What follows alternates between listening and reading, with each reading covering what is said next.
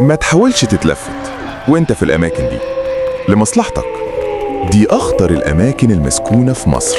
الجزء الثالث، وادي الأشباح، طريق شرق العوينات. اللي بيعدي من طريق شرق العوينات بالليل عارف إن السكة هناك فاضية، صحراء واسعة، مفيش نور غير نور عربيتك ونور القمر بس. سواقين نقل كتير حكوا نفس الرواية. يقولك واحنا ماشيين فجأة نلاقي ناس واقفة على جنب الطريق، راجل أو ست، بيشاوروا بإيديهم نقف، واللي يقف بينزل ما يلاقيش حد، ومفيش أثر رجلين ولا صوت ولا أي حاجة. يتحرك تاني ويمشي شوية، يرجع يلاقي نفس الشخص واقف قدامه تاني، نفس الحركة، نفس الإشارة، كأن المشهد بيتعاد وكأنه مستنيك انت بالذات. واللي مخيف أكتر إن في سواقين قالوا إنهم حاولوا يتجاهلوا اللي بيشاور، وفجأة لقوه قدامهم في نص الطريق والعربية فراملها تمسك بالعافية. وحد تاني قال إن في أرواح ناس ماتت في حوادث، وحد تاني بيقول في جن ساكن الصحراء دي وموجود لحراستها. بس الحقيقة محدش عارف، ومحدش بيحب يعدي هناك لوحده بعد المغرب. المكان التاني وادي النطرون. وادي النطرون معروف من زمان إن الجو مش مريح دايما بالليل، والجو الروحاني اللي فيه. بس مش كل الحكايات هناك مريحة. ناس كتير قالت إنهم وهم معديين بالليل على الطريق الصحراوي ناحية وادي النطرون بيشوفوا نور غريب ماشي في الصحراء بعيد، كأنه حد شايل فانوس وبيجري جنبك مع سرعة العربية. يقربوا النور يختفي. وفي ناس بتحكي عن خيالات بتعدي الطريق فجأة، ظل إنسان يقطع الطريق قدام العربية بسرعة، تدوس فرامل، تنزل تبص، مفيش حد.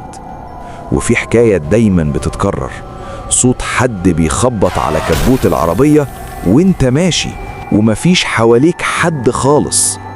الغريب إن الحوادث هناك كتير، وكل مرة القصة بتبقى ظهر قدامي فجأة.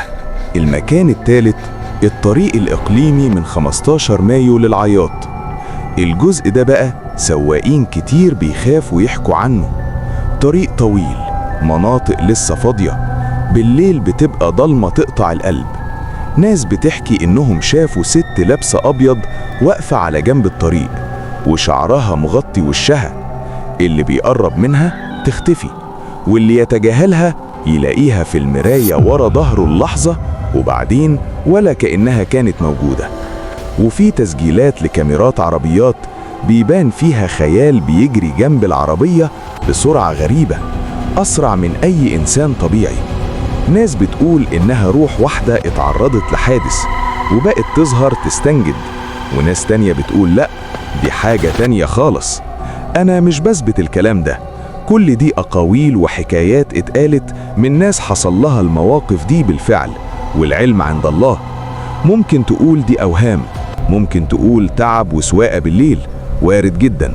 بس لما نفس القصة تتكرر من ناس عمرهم ما قابلوا بعض وفي أماكن مختلفة، هتبدأ تسأل نفسك، هو احنا فعلا لوحدنا على الطرق دي؟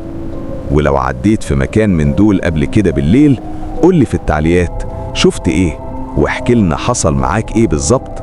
واستنوا الجزء الرابع، وما تنسوش تشتركوا في القناة ولايك وشير وكومنت لو الفيديو عجبك، وما تنساش ما تتلفتش لمصلحتك.